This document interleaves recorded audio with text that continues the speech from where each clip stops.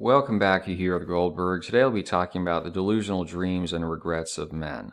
For this particular segment, we have to analyze a 2006 movie called The Three Burials of Melquiades Estrada. If you haven't watched it and you're big on, no spoilers, brah, then pause this video, go do your business, and come back, as we'll be grasping the entire nature of the plotline. When this movie was initially released, I didn't rush to see it because I'd kind of gotten the drift. It's a liberal morality tale about immigration. And yes, it was inspired by a true story, but they changed things up for the purposes of diversity. So instead of a Hispanic Marine shooting a Hispanic teenager, it became a white guy, Border Patrol officer, shooting a Mexican man. But while immigration has a role in this film, it's not overly political. It doesn't demonstrate one side is so much better than the other.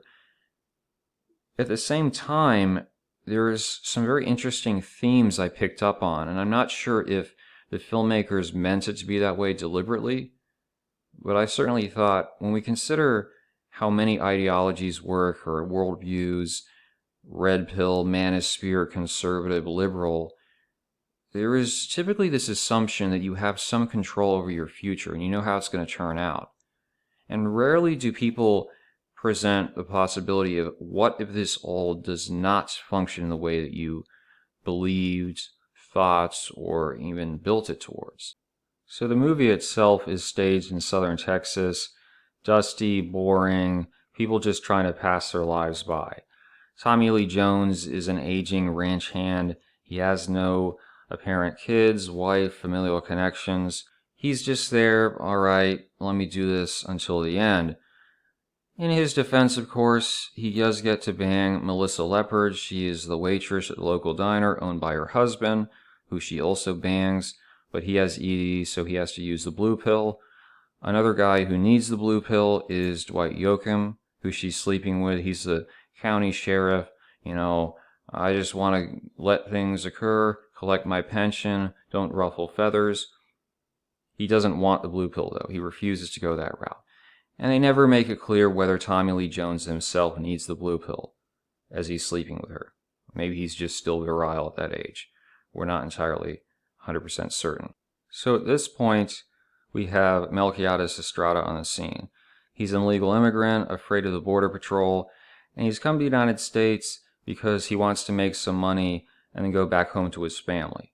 He has this very optimistic outlook on the world. My wonderful wife Evelina, our 3 kids. We live in Jimenez, this small village. It's just a paradise. There's a river. It's wonderful. It's like heaven on earth. And he quickly befriends Tommy Lee Jones, or at least that's what you're led to believe. It becomes more complicated as things go on with the picture. Next, we have Barry Peppercorn and his wife. Barry Peppercorn is a Border Patrol agent. He's been transferred from Ohio, and he seems a little jaded. Like he was probably the patriot conservative normie who joined up because he wanted to serve the country, protect the homeland after 9/11. As it turns out, of course, if he's really zealous about tackling the immigrants, the supervisor says, you can't do that to immigrants because then we got to write paperwork we don't want to do. Understand?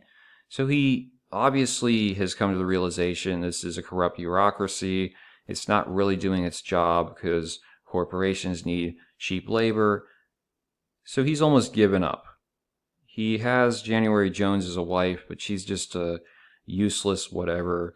No desire to have kids, just entertain me, please. And she very quickly starts attempting to cheat on him. They live in a trailer home. At the same time, Barry Lee Peppercorn goes out on his patrols with his old busted Ford. He's so just out of his any motivation that he sits there and beats off in the middle of the desert. And then a couple of shots ring out and he freaks, runs back to the car, grabs his AR, and puts up a couple of rounds of his own. Well, as it turns out, this hits Melquiades Estrada, who is killed. The police cannot determine whether it was deliberate, it was self-defense. They say, bury the guy, and it's over with. This obviously makes Tommy Lee Jones very angry because he has developed a friendship with Melquiades. So he actually kidnaps Barry Peppercorn, forces him to dig up the body of this Hispanic guy, and says, we're going to take him back home because I promised if he died in this country, I will have him buried in Jimenez. He won't just be left in the United States. So the rest of the movie is about their experiences in the wilderness of Mexico and with the locals trying to find Melquiades Estrada, his family, his place that he wants to rest in peace and all that. At this junction, things become a little bit more complicated because the deeper they penetrate Mexico, it becomes increasingly clear Melquiades is not who he said he was or who we think he is. So they show up at the mini mart, they're like, do you know Melquiades Estrada? Like, who the hell's that? Well, what about his wife? He holds up the picture. And I say, oh yeah, she lives around the corner. So Tommy Lee Jones goes to talk with the wife, and it's not clear. She's really awkward, like maybe she was in a relationship, maybe he was the side Juan or something, maybe not, but she never confirms, yes, those are my kids, yes, that's my husband. I have to go back to my husband right now, who is so-and-so Martinez. They even consult the local Don guru of the community, and he says, I've never seen that guy, Melquiades Estrada. I don't know who the hell he is. So you stop for a second, you wonder, because Tommy Lee Jones is this older guy, right? And he's so motivated by this story, which is a little bit questionable. The guy says, oh, you can come to Jimenez. It's between this town and this town. People are saying, Jimenez, that doesn't exist. We never heard of that place. So you start to wonder, at least I did Melquiades Estrada ever exist, or was he a figment of Tommy Lee Jones's imagination? Was he, Tommy Lee Jones, imagining what he could have had, what he wanted to have as a young man, who could never really get a hold of? Obviously, yes, a guy was shot in the desert, but did they have this friendship, or was that simply how Tommy Lee Jones wanted to believe things went because he's reaching back to his past, as he approaches the end of his life? In fact, when they venture out into the desert to find Jimenez so cold, they stumble upon this dilapidated stone building, probably from the 1800s, like an outpost for the Federales. It's hardly a village. There's no stream, there's no paradise, there's no other people. So again, you ask the question, what was Melquiades talking about? Was he again just an invention of Tommy Lee Jones who wants to believe in this dream? Or was Melquiades himself essentially presenting this false narrative that he wanted others to accept? Because if you look at the picture that Tommy Lee Jones possesses, you have the family, and it's really awkward, hard to see from this. It was the only still I could find. He's sort of in the background. He doesn't appear to be part of the family, almost as though he was airbrushed in or he's a photobomber. So it makes you wonder of, like CBP was talking about Cy Parrish, that movie 1 Hour Photo, where he tries to add himself to the family. You almost wonder, maybe Melquiades was a guy who so believed in this kind of blue pill reality that he wanted to tell people he had a family that never existed. He wanted to construct this whole idea. It reminds me of younger men today who will marry some chick with like 3 kids who probably would have had no interest in him when she had no kids, when she was just having her fun. They adopt these kids, they take them on financially, even though it's almost like being Mark Wall simp, instant family. They're not really respectful of you. And so now you have to raise someone else's kids, all for the belief of this, yeah, I'm going to have this nice life, I'm going to be a great father, I'm going to have this image. Tommy Lee Jones himself is so obsessed about this false narrative that he even calls up Melissa Leopard and says, baby, come down to Mexico and just marry me. She's like, I ain't doing that.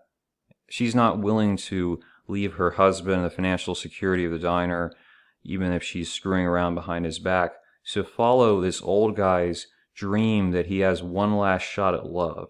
He can still recreate what he never was able to assemble with his basic existence as a MGTOW or MSTOW, whatever you want to say. This guy who just does his own thing, works as a ranch hand. He didn't make enough money to go live in the Bahamas with young women.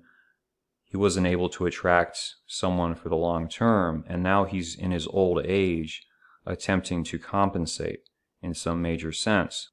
I can't help but wonder if Tommy Lee Jones's character in some respects does not represent what many of us could become or in fact will become.